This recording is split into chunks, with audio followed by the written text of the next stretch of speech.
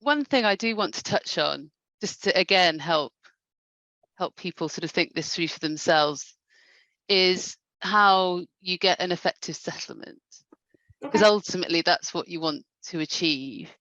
And there are sort of three main factors which an employer will think about when entering into a settlement. The first is, what are the merits of these claims? And so you can see that if you've provided evidence to support them, then their minds will be focused on that. The second is, what's the value? So claims for discrimination are valued mostly based on what your likely loss of income is going to be, subject to you taking steps to mitigate your loss. So you can't just sort of sit back and put your feet up and say, I've taken 2 years off, give me 2 years pay. But, you know, particularly in, you know, I was going to say the current climate, but I mean, it's been this way for a while. You know, the market's difficult and it can take people quite a long time to get another role, particularly at a senior level, where their sorts of roles just don't come available very often. And also, if their health has been affected, that can have an impact on how quickly they can get another job. So it's important to think about that, and in that context, think, you know, what could I live with?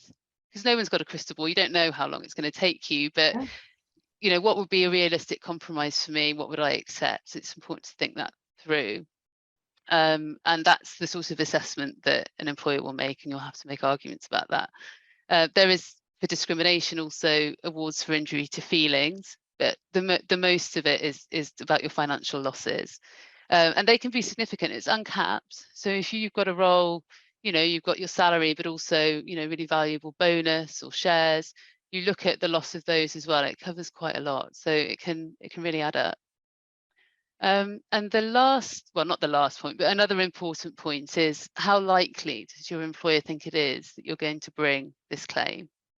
So there are time limits in the tribunal. You need to assert your claim via ACAS within 3 months of the act that you're complaining of. That's quite a short period of time. That is a very short period of time, yeah. You can look back, if you have a series of connected acts, let's say you've got one decision maker and each year you get less of a pay rise, or each year you get passed over for promotion. Technically, those decisions in earlier years would be out of time. Again, it's very fact specific, so don't take this as written, but there may be an argument to sort of link all of those together, so you can bring a claim for all of them with the time limit running from the most recent claim. But in any event, it will be relevant background to the latest decision. So it's not uncommon for employers to just think, well, I'm going to sweat them out. They're only 3 months. If they haven't brought the claim, you know, that's it. We don't have to do anything.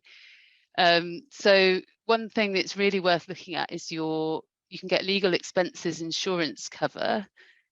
Often it's included under your buildings and contents insurance. Bizarrely, it can just automatically be included, or you could ask for it as an add-on. It's not a perfect tool, because, you know, it's complicated, but, you know, but it can make a real difference. You can get cover for 100, 200, you know, whatever it is. And so I would always, if you have it, tell your employer at the point of any negotiation that you have it, because it makes them realize that you're on a much more level playing field financially to issue this claim. And if you don't have it and you're watching this, I'd recommend getting it or checking if you have it.